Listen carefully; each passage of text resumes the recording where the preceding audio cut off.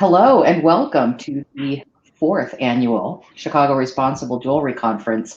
We're going to get started in just a moment, but as usual with all things digital, there's a little bit of housekeeping to do.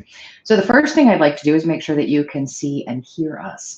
There is a chat box to either the right of your screen or just below it, depending on what type of device you're using. Could you just go into the chat box and let us know if you can see and hear us okay? Hello, can you hear me? I can hear you. Rich can see and hear us. Gina can see and hear us. Gina thinks you look great, Susan. Oh, thanks. I've got my Chicago shirt on. Oh, there you go. I didn't think of that. I could have worn It one. looks like I'm wearing a plain t-shirt, but no. I need to get my whole shirt Oh, on. Anna in Denmark. Hi, Martin. Nice to see you. We've got people coming in from all over the globe. That's one of the joys of doing this digitally. Well, it looks like it's working. Go figure. So I guess we'll get started. Again, welcome to the fourth annual Chicago Responsible Jewelry Conference. The pandemic has so many downsides, but we take our silver linings where we can. And one of the silver linings is that we found a way to have the conference that could include more people from more places. And we're going to celebrate that. I'm taking whatever wins I can find. So welcome to everyone who's joining us again and for the first time. I'm Andrea Hill, and I'm here with Susan Wheeler, who is the founder of the Chicago Responsible Jewelry Conference and the Responsible Jewelry Transformative. And the brains behind, Susan says things like, oh, I think we should talk about such and such. I'll go find somebody at the UN who can talk about it. Oh, I think we should talk about such and such. I'm sure I can find somebody at the State Department who'd be willing to talk about that. And then she goes and finds these people. And over the course of the last 4 years, she's found more and more people. And then the community brings us new people, and the conference has grown. And this is all because Susan just picks up the phone and calls people. So I'm constantly fascinated by your ability to rope people in. Well, I think a part of that is, and I mean, so much this year, like I just have been flooded by how much communication we need. And so when you call somebody who's researched something or written a report or Human Rights Watch or somebody in the government, that this is their job, like they're working on things that have to do with us in the jewelry industry 24/7, and we don't even know what they're working on. They want to come speak to us. And this year, there were so many areas where I covered the need for communication. The Diamond Symposium recently, and now coming to the Diamond panel. These were things where I came to understand that the diamond industry was thinking or talking separately to the jewelry industry, and we're all in one industry. So on almost every single panel this year, there was something that was like, it's communication. Mm-hmm. And connection. I mean, even in the jewelry industry, in our own vertical, we don't do a good job of communicating between the different steps of the vertical. And it's not just that the mine is really separated from the retailer. Retailers and vendors don't necessarily communicate very well. So we've got people all over the world working on projects, and then we've got a jewelry industry vertical that doesn't communicate very well, and we need to fix those things. Yeah, I think that a lot of the panels that are new this year have to do with communication, and I see it everywhere. So sometimes that lack of communication, when I find out about it, is it kind of inspires the panel. And that was not just with the Diamond panel, but there's all different areas where you can just pick up the phone and connect people and see that. With Virtue Gem in Zambia, I saw a report from the State Department about child labor and gemstones. And I spoke with the head of the federation we work with, and they didn't know that they were listed that way with the US State Department. So that's a phone call. So you get the whole team that's doing the research, and you get the head of the Zambian Federation, and then there's knowledge. And they can give an update of what is happening 10 years since that report. So it can be rectified, and there can be real communication. So there's always the research and the reports yes, to connect to the people in the source countries, to the people doing the reports, so we can understand them more. And I think a lot of this is coming out. There's areas where there's been research and connection, and then there's areas where research has gone on without a proper connection and communication. And here, whether we're in person and we have wonderful people coming over, from all over the globe, we're always connecting. I mean, I miss seeing Eunice and Salma this year from the Tanzanian Women's Mining Association. I'm missing, everybody that's come every year. We've had a miner from Colombia, from Fairmine, come up. We're going to have meet Annie the miner for a half-an-hour chat session. So it'll be fun and it's great. But, whether we're virtual or whether we're away, it's about, you're right, connection and communication hand in hand. Absolutely. And for those of you who are new, if you're doing research, if you are working on initiatives, we want to know about those too, because from the first conference, new people came in and they were either doing work or they knew people who were doing work, and then they brought those people in. And that's how we keep expanding this community and making sure that these messages get to more of the right people. So this is an open invitation for you to let us know what you're working on, and let us help you bring it to the community. Yeah, and speaking on what people are working on, I want to do some updates as well to people that have been in the conference before. Okay. So, if you log in, Andrea, thank you. By the way, Andrea, completely rock star. This whole production is from her incredible mind and abilities, and just a great partner to work with. And teamwork makes dream work. And thank you. So, if you go to the front page, you'll see there's a video about the pager Sudowee and a link to a PayPal account. So last year we had 2 chiefs from different indigenous tribes in Brazil, in the Amazon, and they came to speak about their mining rights. And I want to give an update that Chief Miguel, who's with the pager Sudowee, he actually is in charge of is a trained nurse, the health and safety of his people. And early on when COVID set in, Brian Cook and I would communicate with Chief Miguel, and where his government wasn't giving him any information, we started talking back in March about isolating the elders, about isolating, and Andre, you had 50 face masks sewn. It's difficult to get things there. So early on, we were talking to them specifically about staying safe in COVID, as many know the indigenous people are especially susceptible. So they were able to stay COVID-free for a long time. They have lost a few elders at this point, but they went into isolation, and they successfully got rid of all of the loggers and miners from their territory. So they are currently in isolation, and that fundraiser is to give them food baskets. So if you want to go on and donate, they need the food basket so they can stay in isolation. And then not such great news about Chief Lucas. He is okay. He is from a different territory, and he's in a very dangerous territory near Colombia, near the border of Colombia and Brazil. And it's very dangerous with the gold miners there. They know that he was looking to have his own mining rights for his people, and he was ambushed, and there was an assassination attempt for him. He was slashed in the side. This happened about a week and a half ago. He won't be able to travel until the 16th. There is a human rights lawyer in New York that I've connected him to, and we've connected him to. And when he gets to a larger town, he's going to begin processing and taking this to the next level with the illegal miners that attacked him. So that's the update from both of the chiefs. And yeah, so I just, anything that we can do to help them at this point, there's always need there. They made quite a connection with everyone last year at the conference. They're like family now. It was so fun. So any other updates from past presenters that you want to bring out? Oh my gosh, so many.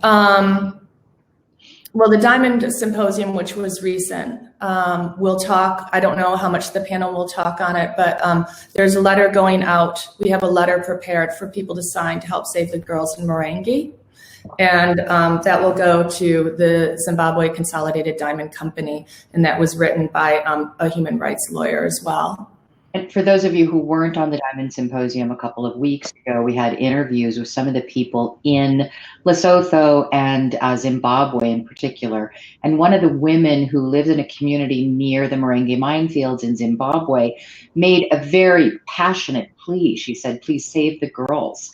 That the girl child in her area doesn't have a future to look forward to. They're subject to a tremendous amount of violence and sexual abuse. And so that's what Susan's referring to. So we will be making that letter available for those who want to sign. Okay, just have an update from Toby. He is nearing the end of their first, this is Toby Pomeroy with Mercury Free Mining, and there's been a lot of work going on here. We're nearing the end of our first phase of Columbia Gold ore testing using 2 innovative gold ore processors in collaboration with the Alliance for Responsible Mining, ARM. ARM will be speaking on the gender equity in gold mining panel, which is, oh my gosh, we have to talk about that in a minute. It's so awesome. All right, Toby also says, following these results, we will test ore concentrates from 3 mines in Puno region of Peru. If the results are favorable, the miners feel they can mine more profitably using the innovative, gravimetric processors. You did good. That's right. Established pilot mining projects in communities, creating a direct access market for mercury-free gold. That sounds great. Yep. And they're partnering with World Wildlife Federation, ARM, and GIA. Wow, in a $5 million U.S. State Department grant for mercury abatement. Work in 2 communities, Chaco, which will have a whole report on Chaco with Juana Mendez, in the Colombian rainforest. Toby, when did you get that grant? I see you're in the comments. Tell us in the comments when that came through. It's exciting. It is exciting. Toby Pomeroy's just been quietly, constantly plugging away at the mercury-free mining issue. So that's who that update's coming from. Looks like Toby's now. Let me see. See if I have something from Jagdish. He can't come on because he's traveling. Jagdish has an NGO in India. He was on last year helping with silicosis. Oh, I do have a silicosis update that's not from me. But so we've talked about silicosis. Eric Broadmoor, brought it during the first conference last year. Eric brought over Jagdish from India. And silicosis, for those of you who don't know, it's a disease that just like attacks your lungs with little, it's like everything that comes off of gems when you're gem cutting, it's like glass going into your lungs. And you're not able to recover. But in Australia, there's a problem in other mining, miners getting silicosis. And now there's news that there may be a cure or a method that doctors can flush out the lungs and work with that. That would be major. Yeah, I think it'll be a long time before it can reach the most vulnerable silicosis victims in our industry, which are the gem cutters. But anyways, that's some good news in the silicosis area. I'm not getting any direct updates from anyone else. I'm sure there's a ton that we'll think of as we go along. But let's talk. Should we talk about the gold? Yeah, let's do. There's so many fun ones, but. So, we always do the gold mining and it's always a hard issue. We come at it from so many different angles this year, but one of them that you're going to be moderating is the in the ASM area of gender equity for women. And, I called up Connie at Fairmind and we started talking about it. And, I think it first started with Irene in the Golden Line in Ghana. Last fall, Irene, I'm like, okay, we have to have you on, Irene. So it started with Irene, actually, in the Golden Line. And this program in Ghana has so many interesting initiatives that, they do alongside the women gold mining. And we're going to hear about all of those. And then I called up Connie in Fairmind, and we always talk about what we're going to have on. And she said there's a new initiative in ARM, the Alliance for Responsible Mining, that Natalie's on, where she's bringing gender all sorts of gender equity issues all through, through these mines. So she's doing it in multiple mines that are the Fair Mine certified mines.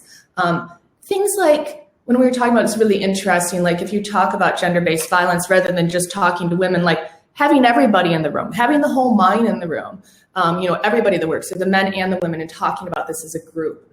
And then, in Virtue Gem, when we're working in Malawi, and this came about because somebody wanted a piece of jewelry made there. So I called up Percy, who will be on in a few hours with the gem thing, and Percy's a jeweler. And I said, well, Percy, where do you get your gold? And he said, well, I get it from this guy. And, he's working with the miners. And then I also get it from this program. And that's where I was introduced to Gloria, who is a Malawi-based environmental group, nonprofit. And she's working with a group of women alluvial gold miners. And it's just been a year. The project is just baby steps. And so we actually have jewelry that's being exported through Virtue Gem from these women.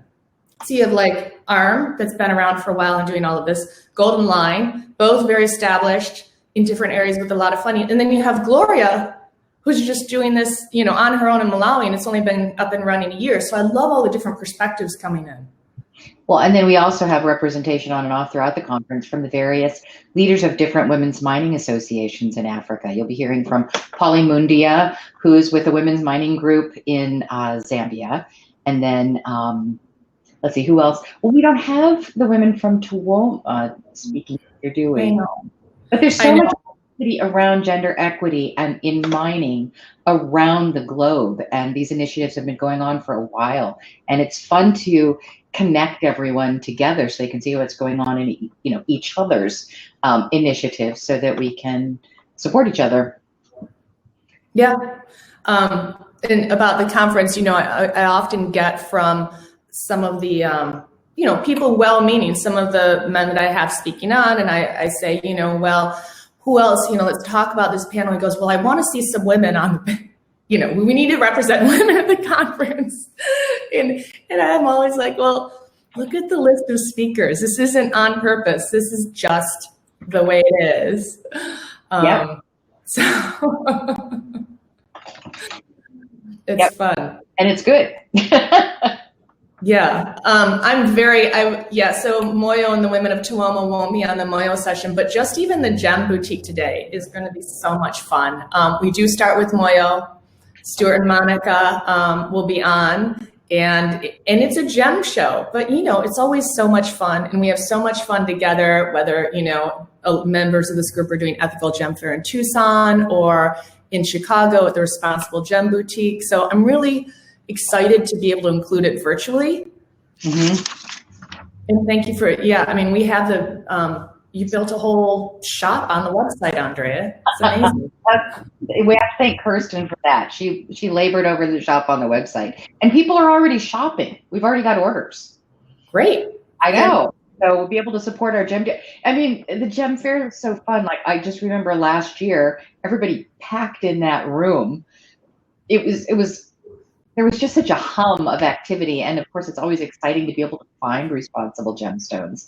So, but we're going to make it as fun as we can this year with today's going to be a fun day. Just boom, boom, boom, boom, half-hour presentations from each of our gem dealers. And it's going to be very conversational. And you can shop, you can order gemstones. So. Yeah, it's going to be great. So, and meet people too. Mm-hmm. Absolutely. So what else are you excited about over the next few days? I mean, what aren't you excited about, but what's like popping into your head right now? Well, I think we should mention that we're going to have 2 panels that are Chatham House rules. Mm-hmm. So if you want to really get the full experience, you have to watch them live. Before we get to that, I'm not sure whether Indigenous rights and large-scale mining will be Chatham House rules, but believe me, when you start to get into some of these conversations about what Indigenous groups are going through and sometimes persecution by large-scale mines, we may put that Chatham House rules. I'm not sure. We're going to talk to the panelists about that. Oh, so just a quick. Okay, go ahead. Well, just to clarify, don't lose your thought though. Okay, a clarifier about Chatham House rules for those of you who don't understand. Chatham House rules basically state that a group of people can talk about a topic and talk freely, and our agreement as a community is that we not attribute any one thing that someone said to that person. So it's okay to share what was said in the session, but you can't say, well, Susan said. That's Chatham House rules. And what it does is it makes it safe to broadly share information without endangering the people who are speaking. And we are talking about topics that do endanger people. We are very, very careful to protect identities when need be. We have people who put themselves in physical danger to do the work they do. So that's what Chatham House Rules is all about. So we will not record those sessions. We will share summary transcripts after the fact where we've stripped out identities, but there will not be a video recording of those. Okay, you didn't lose what you're going to say, did you? No, I can't. All right, so we are launching the free showing of Maxima right now. So speaking of Indigenous rights, Maxima is like this world hero.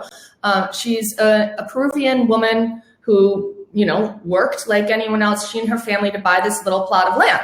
Well, Newmont Mining comes in and they want her land because they want to expand their mine. And she's been fighting to keep her land. And she actually the Peruvian courts have actually said, yes, you can keep your land. They can't take it away from you. She has been harassed. And it's just kind of, some people said it's depressing, but not compared to other movies I've shown in the past. I think it's a hero story. It's going to give us hope, but it's also giving us this insight that we need to understand about Indigenous rights and mining. And, I always focus a little bit. I have focused before on the artisanal and small scale mining because, it's like you can see hope, you can do a moil, you can do a virtue gem, you can go in and work with people and make a difference as an individual. But large scale mining is something totally different. And we all have to think about when you hear, after seeing Maxima and then the Indigenous rights panel and you hear Nuskmata, who is a First Nations person from Canada, who is fighting some of the problems that have come from large-scale mining there. And you hear her say, it's just so powerful, she doesn't wear gold because she doesn't know whose land it comes from. And her statements actually get a little bit stronger than that. To hear that understanding. So I'm excited about Maxima. I'm excited that we have a panel around these areas to discuss afterwards. So that's, so we make the movie live now. And then it's live Monday and Tuesday. Tuesday night, get on your couch, make your whole family watch it, have some popcorn, and then after that, we're gonna have a Q&A with the director, Claudia Sparrow. And then the movie closes, so you only have Monday and Tuesday to watch it. Right, and if you just go on the 2020.crjc.info site, the event site, and go to the Maxima, search for the Maxima movie, you can click the link, and it is available now. I haven't tested it yet this morning. It's supposed to be available now, but it's day one, so all kinds of surprises could be happening. If you don't see it available now, let us know. Yeah. So what else are you excited about, Andrea? I'm excited about I'm very excited about the gender equity panel. I'm excited about the Closing Gold event. Oh yeah. Talk about your idea around that, because that's just, it's joyful. We bring a lot of hard information forward in this conference, but there's a lot of joyful work that's coming out. We can't fix what we don't know about, right? So we have to know the hard things. We have to tell the hard truths. And then we keep chipping away at it and creating initiatives and putting people together. And so I like to celebrate the joyful when we get it. So talk about that. So Amazon Aid Foundation with Sarah DuPont, the founder, 2-3 years ago, we showed River of Gold, and that's about deforestation in the Amazon. And since then, Sarah's been going strong and building, everything through legislation and, working on all these areas and has now launched a gold campaign. So the campaign is about just everybody signing on for better gold. Everybody here, just sign on to the campaign. And so this whole closing hour that we have is going to talk about, I think we have, we're up to 20 people, everybody coming on. So Sarah's going to introduce, this is why, I'm working with Bania Benza, who does these whole campaigns around, she did Blood Diamonds, she did Hotel Rwanda. And this is, an expert from the scientists, scientists from the Amazon, an expert here. Here is the indigenous leader in Peru who we're working with. So all these people, jewelers, everybody who's signing on in the spectrum of people in what they do and why they've come to the space of trying to get better gold is really interesting. And it's all about us all pledging to make it better. And it's going to be fun and dynamic. And again, I'm always fascinated by all these people that come to the space and why and how. And I think it'll be a real celebration of everybody that needs to come together as a community. Absolutely.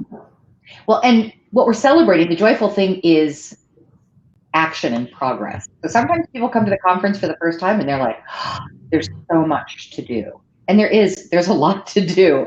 But more people know about it and more people are doing more. So what's joyful for us is just seeing everybody jump onto these initiatives and then come forward and start initiatives. And a lot of these initiatives are happening, between attendees of the conference that have just met each other and realized they had a common interest and some common connections, and off they go and do their own initiatives. So it's take joy in the progress, because there's a lot of work to do and you're going to run out of energy if you don't. I've got quite the wind coming in my window, but it's 70 degrees north of Chicago in November, and I'm not willing to close the window, so things are blowing about here. So. Related to the kind of goals of the gold campaign, we are talking about Mercury quite a bit, and we're talking about the Minamata, and that panel is under Chatham House rules, and you're thinking that's kind of weird, but it really goes deep. There's so many, the way that the kind of flows of where Mercury goes. How does Mercury even get into all these communities and then into our rivers, and who's selling it? There's a lot of illicit actors that are taking mercury around the globe, and the artisanal miners are susceptible to getting into, whether they're given the mercury and then they're indebted to that person and they never, can make any money or get a leg up in life. It's very big. There's this huge web around mercury. And so the people working in it, I think we have 2 government representatives, a UN representative. So we have a lot of people that are working at it from different angles. So it's a big topic. I mean, we're only beginning to touch on it in one panel. It could be a whole conference, which it is in other places, but yeah. Absolutely. Susan's asking, tell us again how to sign on. Susan, did you mean what, Susan in chat, do you mean what Susan on the camera was saying about signing on to Clean Gold? Or maybe Susan in chat could clarify that question. She just said, tell us, yes, so okay. Sign on to that. We'll have live sign-ons on Friday, and it's the closing session. So we'll have the live pledging then, and that'll be great. So it's Susan Crow. Hi, Susan.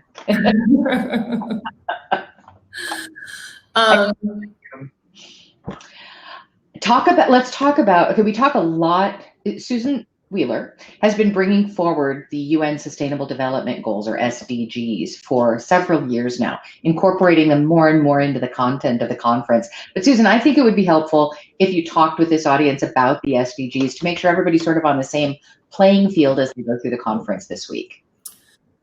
So the UN Sustainable Development Goals really talk about, they have a goal for 2030, for the year 2030.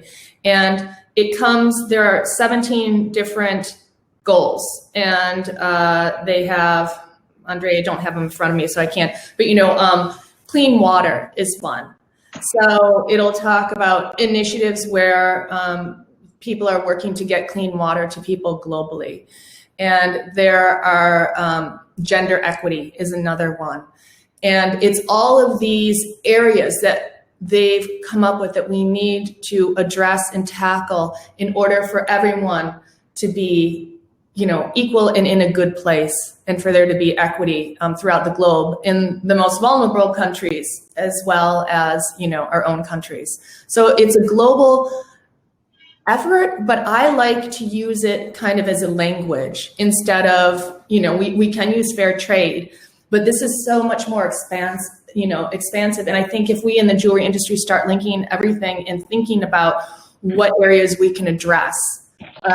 So I was asked a couple of years ago by somebody, why are you still making jewelry? And I make jewelry now to link jewelry to the Sustainable Development Goals. So like these earrings, the pearls are from Cortez Pearls, which talked last year about how they have regenerative pearl processes. And then I think I have Malawi sapphires.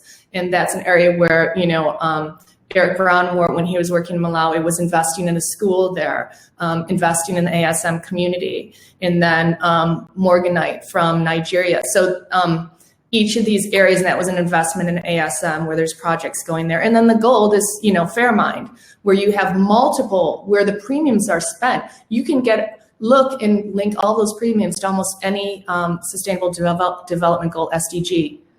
They've spent their money on education, all the different things. So what can we do? Let's make jewelry that actually is focused on doing good. And now we're going to have a presentation from Pact Lead that is talking about the SDGs in artisanal and small scale mining. And then we also have a presentation with the UN SDGs for partnerships and Conscious Choice Fashion Campaign. So all those are just all about the SDGs. Well, and it's funny because I'd heard about the SDGs, but when you started talking about them as a language, I looked at them in a whole new way. That's all you, Susan. Nobody, I mean, you talk about it in a different way. Other people talk about them as goals, and they are goals. And I want to run through the 17 of them real quick for the audience, because I think it's really important to reflect on each one of them and see how we as an industry, as a jewelry industry, can touch each of these goals. So they are no poverty, zero hunger, good health and well-being, quality education, gender equality, clean water and sanitation, affordable and clean energy, decent work and economic growth, industry, innovation, and infrastructure. We have a lot of work to do there. Reduced inequalities, sustainable cities and communities, responsible consumption and production, climate action, life below water, life on land, peace, justice, and strong institutions, and partnerships for the goals. Those are the 17 SDGs, and Susan's weaving the content of this conference through all of them. Anyway, it's our new language. And it'll be really good to watch the presentation on how this is with artisanal and small scale mining, because we can really go in and make a difference, whether we are, getting our gold from, Fairmind or an ASM group that we know about, gemstones, and hopefully in the future, diamonds. It's not there yet, but we all keep hoping that we'll get that in diamonds. And then with the UN and the Conscious Choice Fashion Campaign, they want the UN for SDG partnerships. They want to involve the jewelry industry. And I think even RJC is working with a different area of the UN and SDGs. So it's really, I know, speaking to people that are kind of in the nonprofit area, it's an area that they want to focus on, that we can all start talking about, because globally, behind for rural areas that are vulnerable, behind agriculture, the artisanal small-scale mining is the next biggest way to have economic empowerment. And, ASM is poverty-driven, but we can do so much work there. So we can. I can make another pitch for an initiative quickly. So when I was visiting in Kenya, when I was visiting Voi, there was no water there. They have to bring the water into the mining area. And through the Responsible Jewelry Transformative, we're working with Rotary International to raise money to get clean and safe water to the women miners there in Kenya. So it's an example that we think of, I guess we don't sometimes even think about that somebody doesn't have, they're mining and they don't even have water. They have to bring their water in jugs. So having clean water and sanitation is, something can be addressed in ASM mining communities globally. And I mean, it's just an example of so many of these things that we need to address and we need to think about. Yep. And things we take for granted. And that's why it's important that this conference brings these people together, this whole community, because otherwise we're just talking about it in separate countries and in separate pieces of the supply chain or initiatives that are separate from the jewelry industry supply chain. So we need to hear from each other. Then the problems become much more relatable and real. So that's a big goal of this conference, is to make sure that we're having conversations with each other, not just about each other. Okay, so every year, Susan, you come to the conference and you have some thought on the ethos of this year's conference, and it always comes to you at the last minute, and it hit you yesterday afternoon. I want you to share that. Okay, hold on, I have to get it because I can't quote off the cuff. But let me tell you, first of all, last year's, which I still talk about, was, and I think I had, usually when we're in person, you and I both have carloads of people. I think Stuart Poole was in my car, and Chia with Diamonds from Peace was in my car. So we had a whole carload of people, and I'm driving, and I'm like, oh my God, do you see that mural? Do you see the mural on that building? It was Ida B. Wells. Yeah. From Chicago, famous woman in human rights and civil rights. And it was the quote that I've been using all year about, if you want to fix a wrong or, have a right, then shine the light upon it. Yep. So yesterday I was walking in the park and I see Abraham Lincoln's monument. And the thing, after the American elections, you see Abraham Lincoln, you just want to cry. Right. You see the monument and literally tears were in my eyes. It was so beautiful. And so I went and I started reading everything on the monument. And then I found this one. Let's have faith that right makes might.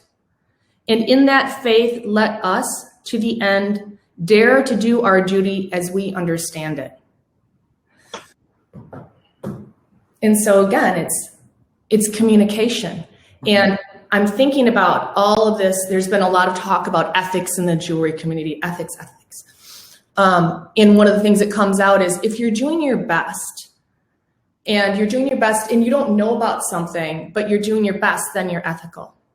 And so I think now about everyone signing on, everyone in this conference, when you know about something, when you hear about human rights problems in large scale mining, whether it's diamonds or indigenous rights, when you hear about something that's not right, then you no longer can ethically say, I'm going to go ahead and, be a part of that.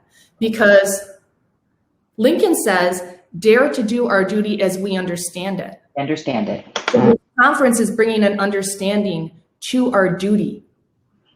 So that's why we need to go out. And after we hear about these things, we need to do our duty. And that does talk about the basics of supply chain.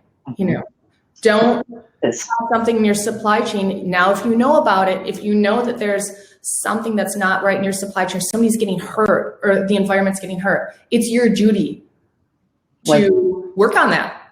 Don't necessarily say, well, I'm going to go to this person because I know that you need to work on it, you need to engage. So that's our duty in the jewelry industry.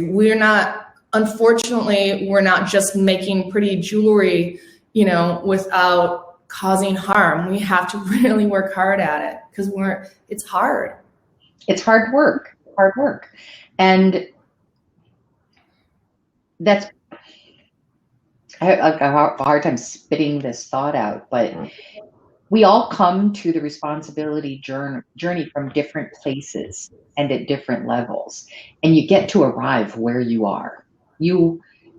There's no measurement of saying, well, this person's further on their journey than that person. We arrive where we are, and then we just start working. And we sometimes arrive with very different perceptions or interpretations of an issue. You'll see some of that come up in the conference this week, where there are some people that have produced research that other people disagree with. It's all okay. We arrive at this conversation where we are with the information that we have. It's through the open dialogue and the sharing and the learning to interpret things with the contributions of a lot of other people's ideas that we get to a new level of knowledge. So our goal is that we all come to this conference every year and we leave more aware of our duty, more aware of ways to act on that duty. What were you going to say? No, I totally agree. I mean, it's you have to act and you start from where you are. But I want to now go to the other part. Let's have faith that right makes might. Now that's Maxima in the movie, because she's one woman fighting for a long time before anyone told her story. Right. So, and it's not only Maxima, who's this huge story and globally known, it's the jewelers on the jewelry design panel. So I'm just a jewelry designer, I'm just like a jewelry designer, right? But okay. So anyone can do this stuff. And when you see the jewelry designer panel and you see, one designer that's going and making a difference, whether it's Boychoka, who's from Botswana, and she's like, I'm just a new jeweler, I just want to do it right. I talked to her a few years ago, she's I'm just starting out, but from the beginning she wanted to do it right. And you've got Bob with Fuchira, who's again just doing jewelry because he wants to stop the mercury problem. That's the only reason he has a jewelry design business. So you see all of these different jewelers that are coming at it, and they're just right makes might. What can I do as a single individual, as a jewelry designer, or as one person standing up for their own rights? Absolutely. There's one thing I have been challenging every jewelry business I work with, even more the last year, is one of the things that you can do is so simple. It's ask questions. Ask every vendor the questions. Ask them over and over again. Keep pressing for answers. Because when enough of us are asking these important questions about what's happening in the supply chain, people start to pay attention. They start realizing they have to get around to answering it. So let's all ask more questions of all of the people that we deal with in our jewelry supply chain. And that brings more people to the discussion. And I think that's so true. And it's, that's from day one, we've been saying that, and it's still saying that, and in everything, in our gold, in our diamonds, in our gemstones, we're always asking the questions. And I think part of the communication, we need to know, because I think about lots of times we're being told that this is the right way, and what we're giving you, the diamonds that we're giving you are good, and you're ready to go. You're all set. We have to, wait. Are you sure about that? Can we ask more questions? Or because your gold is, recycled, you're good to go. But we need to always be asking questions, because when we're in front of the consumers, and by the way, some of the consumers are indigenous people who've lost their land to gold. Some of the consumers are, scientists who understand the Amazon and no longer want to have gold. Or, if you're in whatever, Nevada or someplace and they ask about blood diamonds, we're on the spot, and if we're the ones just accepting things without asking questions, a lot of us, whether you're a designer or a retailer that's out there consumer front, or even if you're a diamond dealer and somebody like me asks you the questions, you're always, you might be on the spot. And you need to know. And so these things need to be communicated, and communication starts with questions. Well, and a lot of people think that just saying, oh yeah, my vendor deals with, like, let's do the diamonds example, with the Kimberley process.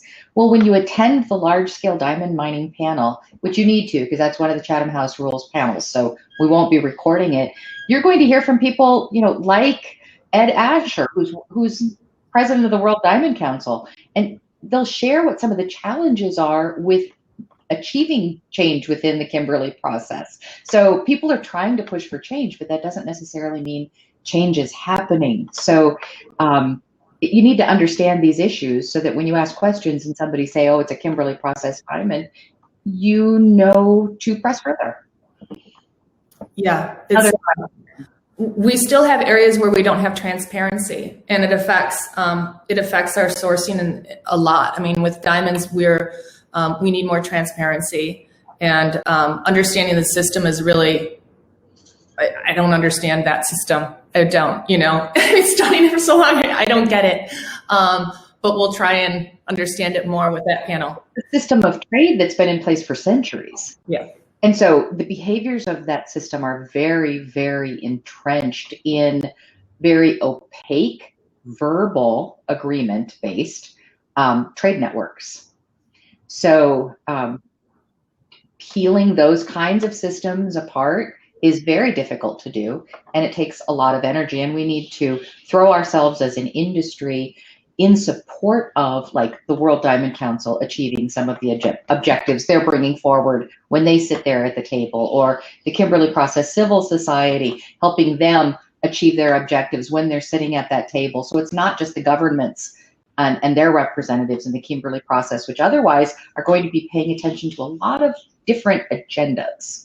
So we need to support the World Diamond Council and Kimberley Process Civil Society agendas and start to peel apart that diamond trade business mess. We'll also have Pamela First Walsh from the State Department, who is kind of the overseer for the U.S. on that, and we'll have Julianne Kippinger from Human Rights Watch, and then Joanne Lieber from Impact Africa Canada is actually the moderator. So Joanne's taking a different position this year. Well, and I guess the point there, Susan, is that great organizations like Human Rights Watch and Impact and the state, all of these groups, they're out there doing the work. But who has the money that influences the network? It's the jewelry business. Yeah. So they're speaking with their passion and their compassion, the NGOs. They're out there trying to get the work done. We pay the bills. So if we speak with our money, and any one of us may not spend a lot of money on diamonds, but together we spend a lot of money on diamonds. So we as an industry need to throw our energy into supporting the people at the table who are trying to affect change and the people in the NGOs that are trying to affect change, because we're the ones with the money. Yeah, the U.S. is still half of the diamond market, with the other half divided between, I think, China and India. Roughly, I'm not great with numbers.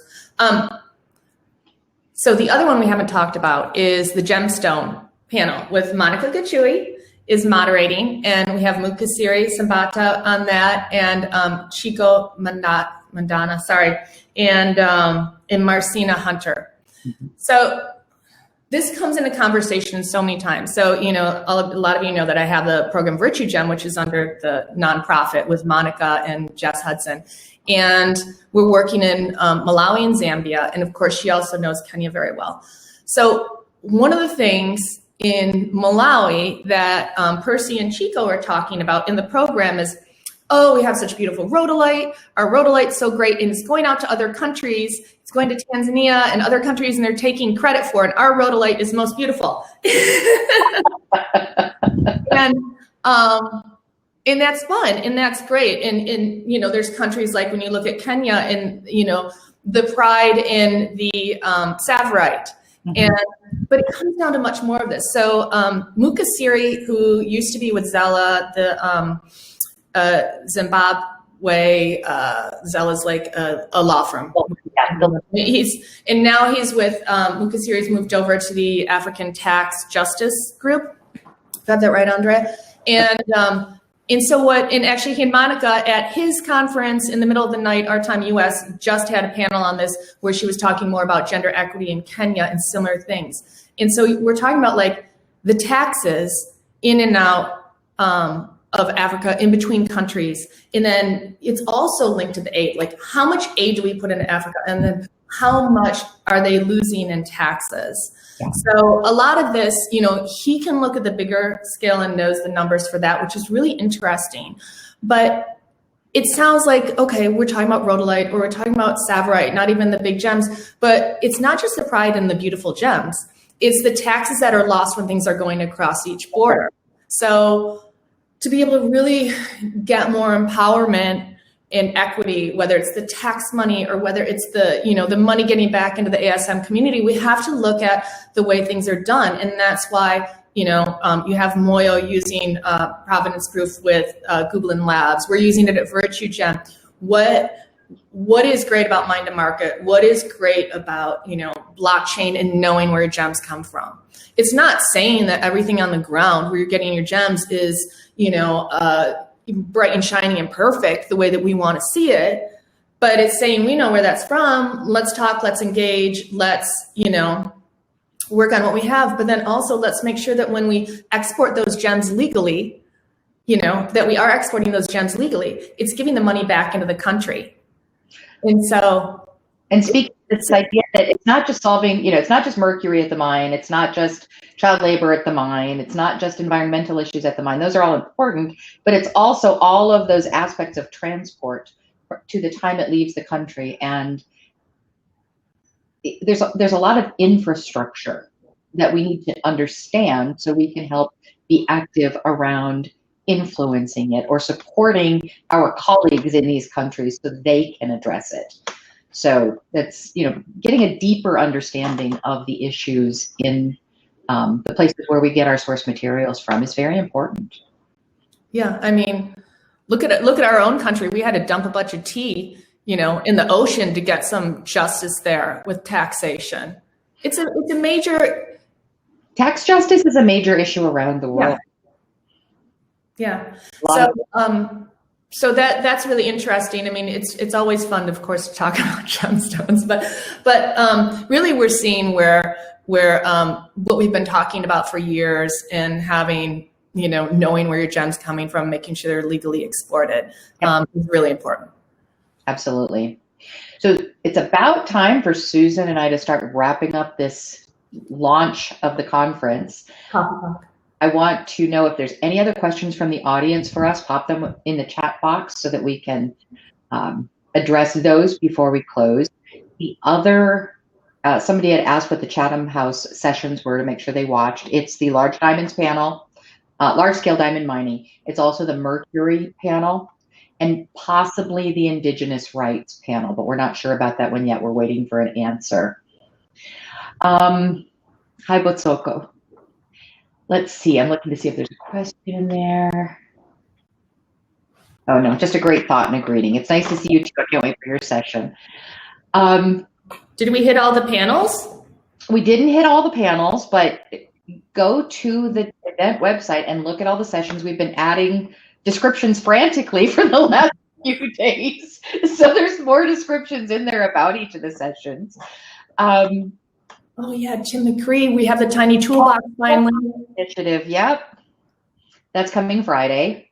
Yeah. Tim's been doing that for years to no acclaim and very little visibility. But Tim McCrate started something called the Toolbox Initiative back in 2014 to get tools into the hands of people that were trying to make jewelry in areas where tools were hard to access, primarily Africa. But anyway, he's going to talk all about the Toolbox Initiative. So that'll be Friday at 1 p.m. Central Time. Susan, someone named Richard's telling you that someone named Josh says hi. Hi. All right. Are there any other ones that we missed? I don't know. I mean, there's 34 sessions. There are 82 speakers and 34 sessions. I know we did not talk about all of them. I know, yeah. I mean, we have 5 days to do it.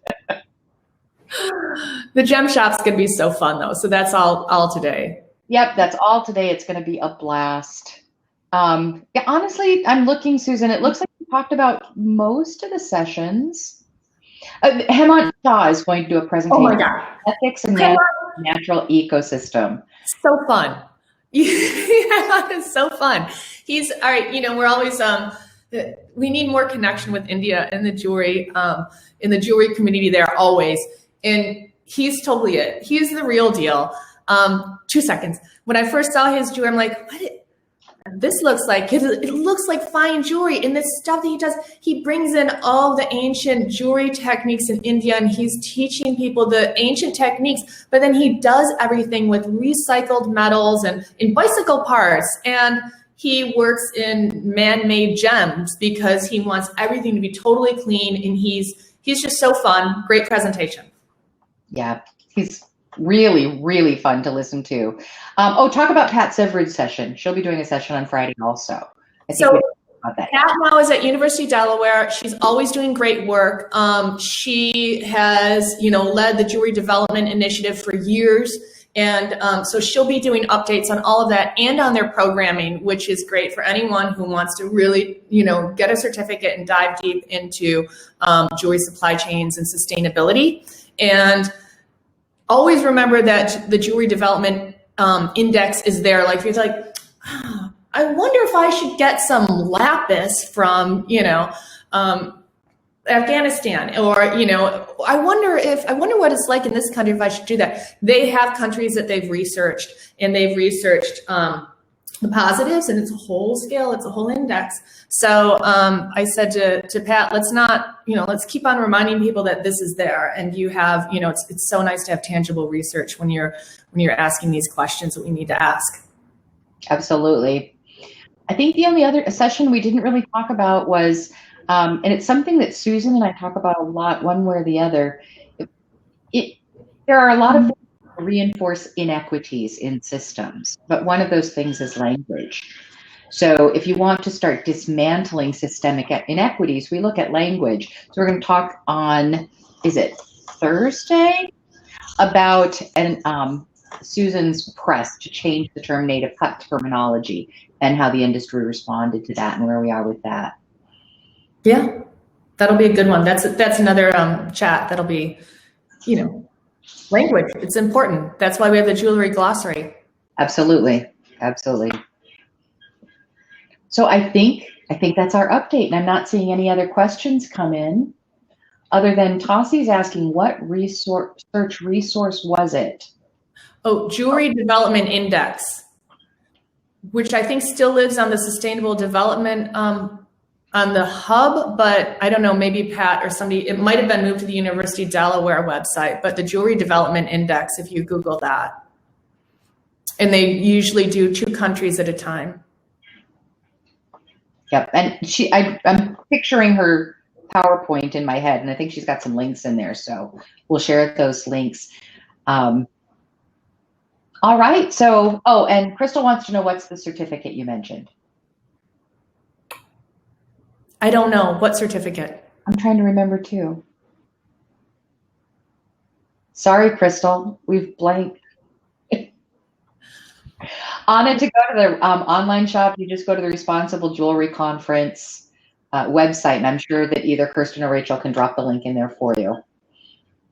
Yeah, I'm so excited for the Gem Boutique. I'm going to try not to buy like a ton of things, but I know I probably will, since I'm seriously still a gem addict. I don't make jewelry. And last night, as we were going through the shop while we were, time to calm down and get some sleep before the session starts, I was ready to start ordering gemstones. I'm like, I could have Susan make me something with this. I could have Jennifer make me something with that. So yeah, I abstained, but the gem shop is really exciting. It's fun. And everyone will be talking about their projects and their initiatives and what they've been up to, and how the gems relate to that. I mean, these people that are coming on, this is the real deal. These are people who are working on the mind to market and have been for a while, and in showing us what it can be. For sure. All right, you guys, we're going to wrap it up for the moment. You'll hear a lot more from Susan and me over the course of the next few days. Stay for today. Do the gem sessions. There's a lot of hard work to be done. We're going to talk about a lot of hard work over the next few days, but let's celebrate the beautiful gems and the beautiful people who are working to bring us responsible gems today. Let's give them some love, because many of them are representing the very initiatives that we have been talking about and working for. So anyway, I guess anything, Susan, or are we wrapped? She's got something. And the Gem Show will be live from the U.S., from London, from Australia, from Malawi, from Zambia, so from all over. It is all over the world. They're logging in to entertain you with gems today. All right, you guys. Next session is in half an hour. Don't be late. And we'll see you later. Thanks so much. Thanks. Bye. Bye.